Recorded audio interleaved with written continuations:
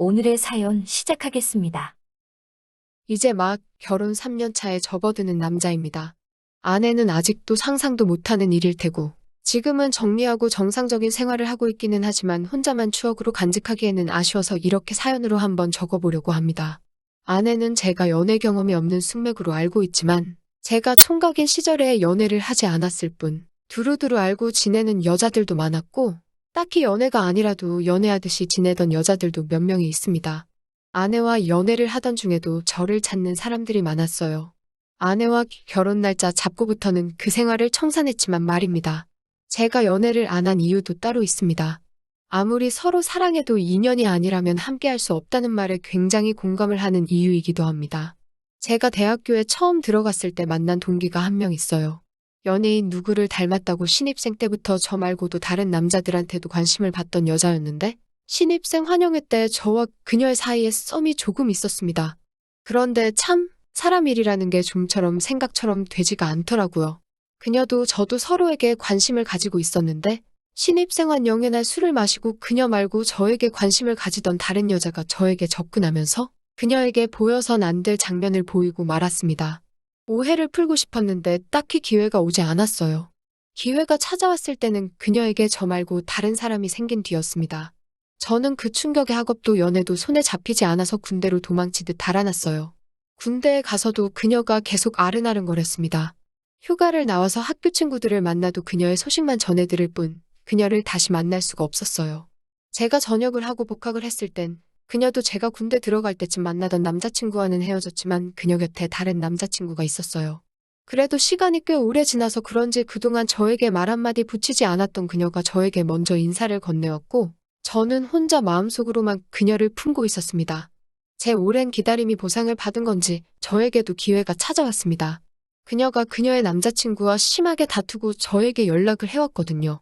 그날 밤 그녀와 술을 코가 삐뚤어질 때까지 마셨고 아침에 같이 눈을 뜨면서 그녀는 남자친구와 정리하고 제게 오겠다고 말했습니다.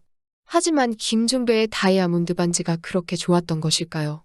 이제 막 복학한 군발이인 저보다 그녀는 좋은 곳에 취업을 앞둔 남자친구를 선택했습니다.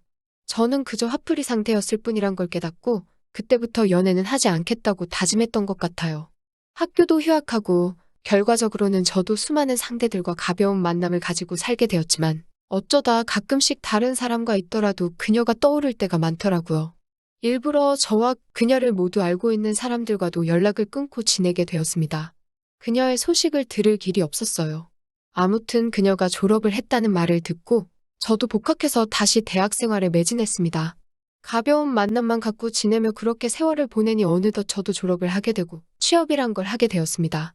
사회생활 하면서 몸이 힘들다 보니 예전처럼 여자 한 명 어떻게 즐거운 시간을 보내볼까 밤새도록 술 마시고 공들이는 것도 지치기 시작했고 나이가 1살, 2살 먹다 보니 클럽에 가는 것도 참 힘들더라고요.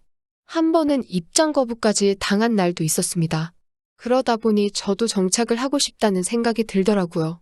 그때쯤 아는 사람 소개로 지금의 아내를 만나게 되었고 제 인생에서는 처음 해본 연애였는데 아무튼 별 어려운 일 없이 만남을 지속하게 되니 어느 날에는 결혼 이야기가 오가고 또 정신을 차리니 그렇게 부부가 되었어요.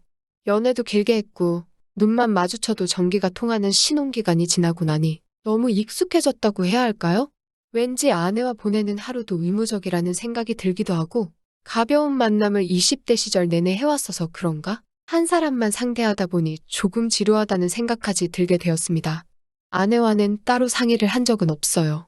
그렇다고 아예 아무 일도 없었는데 매번 거절만 할 수는 없어서 저 나름대로 새로운 시도도 해보고 아내 모르게 노력도 많이 해봤지만 시간이 지나면 지날수록 제 마음은 더 탁해지기만 할 뿐 나아지지 않았습니다. 회사 선배한테 이런 상황에 대해서 상의도 해봤는데 선배도 하는 말이 원래 결혼하면 다 그런 거라고 가족끼리 그런 걸 왜 하냐고 말하면서 제가 정상이라고 하는데 그 말이 안심이 된다기보다도 오히려 찝찝하게 들려왔습니다. 아내한테 못할 짓 하고 있는 것 같기도 했고요. 다행히 아내도 집안일이다 회사일이다 해서 체력적으로 많이 힘들어해서 자연스럽게 거리를 두고 지낼 수 있었지만 이런 제 속을 겉으로 꺼낼 수가 없으니 답답한 건 매한가지였어요. 그래서 그건 못하더라도 아내한테 죄책감이라도 생기게 하지 말자는 생각에 아내 기분 맞추려 노력하고 최대한 아내가 원하는 걸 해주기 위해 노력해왔습니다. 그러다 어느 날 아내와 함께 텔레비전을 보면서 쉬고 있었는데 TV에서 저희가 신혼여행지로 다녀온 유럽이 나오더라고요. 자연스럽게 신혼여행 때 이야기로 넘어갔고 추억 이야기를 하다 보니 시간 가는 줄 모르게 한참 대화에 꽃을 피웠습니다. 그러다 아내가 유럽에서 받았던 아로마 테라피 이야기를 꺼내더라고요. 여행하면서 여독이 쌓여 조금 피곤했는데 아직도 그때 테라피를 받았던 게 기억에 남는다고 하더라고요. 긴 여행 동안 쌓인 피로가 한 번에 날아가는 것 같았다나요? 저는 그게 사실 제 취향은 아니어서 별로였는데 아내가 좋았다니까 저도 엄청 마음에 들었다는 식으로 말을 해왔습니다. 그러다 아내가 요즘 집안일이며 회사일 때문에 온몸이 뭉치고 피로가 쌓여 있는데 그때처럼 테라피 한번 받으면 좋겠다는 식으로 말을 해왔습니다. 그래서 혹시 유럽이 아니라도 한국에도 비슷하게 해주는 곳이 있지 않을까 해서 아내와 같이 인터넷 검색을 하기 시작했습니다. 당장 저희가 테라피 받자고 유럽으로 갈 수는 없는 일이니 기분이라도 내보자는 취지였어요. 얼마 검색 안 했는데 한국에도 전문적으로 테라피를 해주는 곳이 많이 있더라고요. 저희 동네 근처에도 몇 개나 되는 곳을 찾았고 아내한테 속는 셈 치고 한번 다녀나 와볼까 제안도 했습니다. 아내는 괜히 유럽에서 좋았던 추억이 안 좋아지는 거 아니냐고 의아해하기는 했는데 어차피 다녀와보지 않으면 죽어도 모르는 일 아니겠냐고. 그리고 누가 아느냐, 유럽에서 봤던 것보다 훨씬 더 좋을 수도 있지 않겠냐고.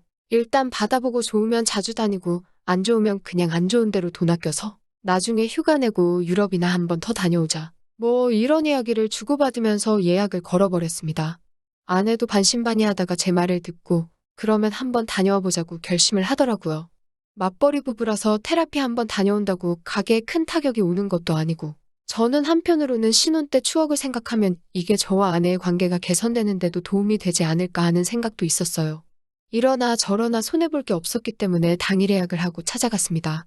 그래도 이왕 기분 내는 거니 인터넷에 있던 수많은 테라피 중에서도 가장 비싼 곳으로 예약을 했습니다. 차를 끌고 좀 번화가까지 나가게 되었어요.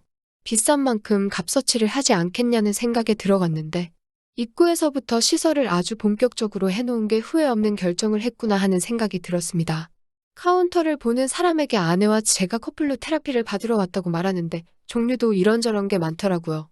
아로마는 당시에도 사실 제 스타일이 아니었기 때문에 저는 전신제압으로 선택을 했고 아내는 좋은 추억을 끄집어내고 싶다고 아로마로 선택을 했어요. 실내에 들어가니 시설은 오히려 유럽에서 다녀온 것보다 훨씬 더 잘해놓은 것 같았습니다. 오픈한 지도 얼마 안 돼서 깔끔하고 인테리어도 유럽 느낌 물씬 나게 해놓은 게 비행기 값을 아꼈다는 생각마저 들더라고요. 그런데 저희를 안내해주던 실장님이 난처한 표정을 지으면서 지금 지압 마사지 하시는 분들이 예약이 다 차 있는 상태라서 30분 정도 더 기다릴 수 있냐고 물어보더라고요. 아내는 조금 난감해했는데 저는 딱히 안 받아도 되던 상황이었기 때문에 그럼 아내 먼저 받게 해주고 저는 기다릴 테니 대신 아내는 30분을 더 연장해줘서 같은 시간에 끝날 수 있게 해달라고 했어요. 그래서 아내랑 같이 방 안에 들어갔습니다. 커플실이 같은 방이라 그런지 아로마 향이 제 코를 찌를 정도로 강렬했어요. 각종 오일 냄새와 향 냄새가 솔솔이 나는 게 옆에 누워만 있는데도 제 마음까지 안정이 되는 것 같았습니다. 아내도 유럽보다 훨씬 더 좋다고 자주 오자고 싱글벙글해 있었고요. 아내는 저보다 먼저 시작을 했기 때문에 저는 옆에 혼자 누워서 앞 관리를 해주시는 실장님이 올 때까지 천장만 보고 있었습니다. 그러다 아내 쪽을 돌아봤는데 아내는 엎드려 누워서 잠에 들어 있더라고요. 아내가 좋아하는 모습을 보니 저도 잘 선택을 했다는 생각이 들었고요. 약속했던 30분이 지났는데도 관리사님이 들어오지 않아서 조금 불만에 차 있었습니다. 15분이 더 지나서야 문이 열리는 소리가 들렸어요.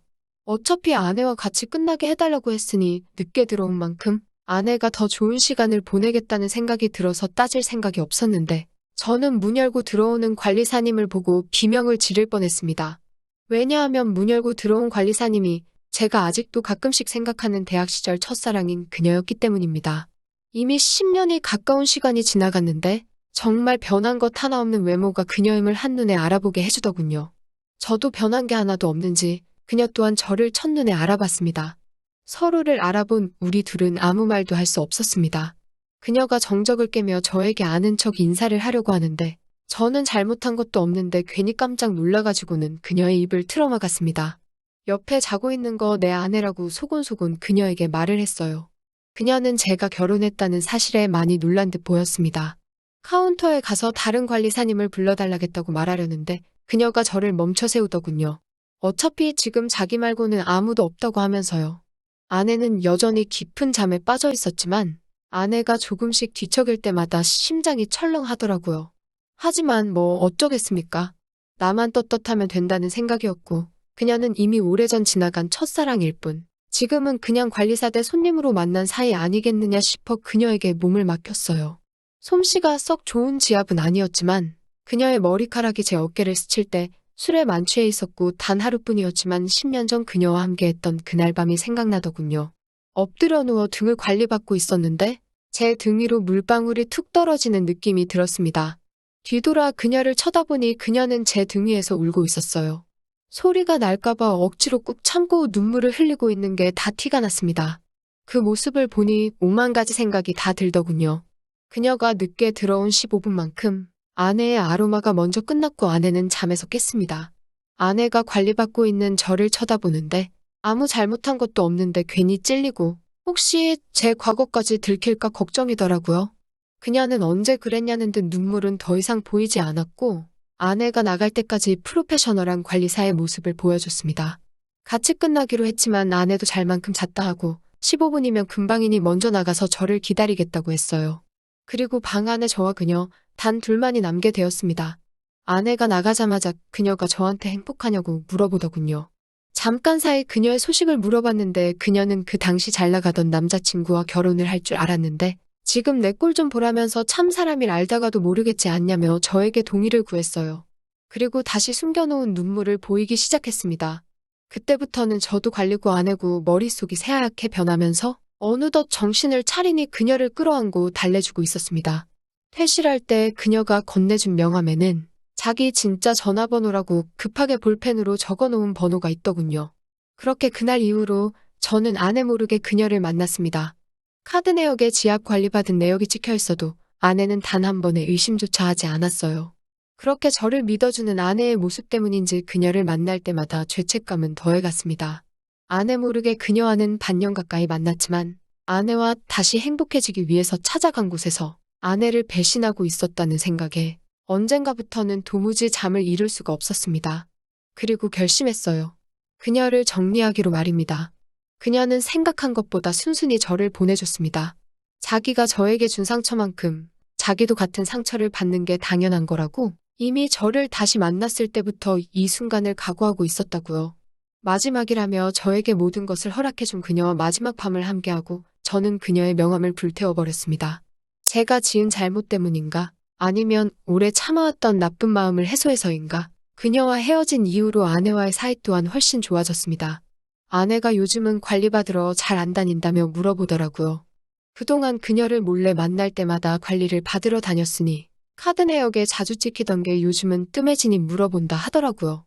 아내는 돈 때문에 그러는 거면 걱정하지 말라고. 자기도 요즘 생각나서 그러니 한번 같이 다녀오자 제안을 했어요.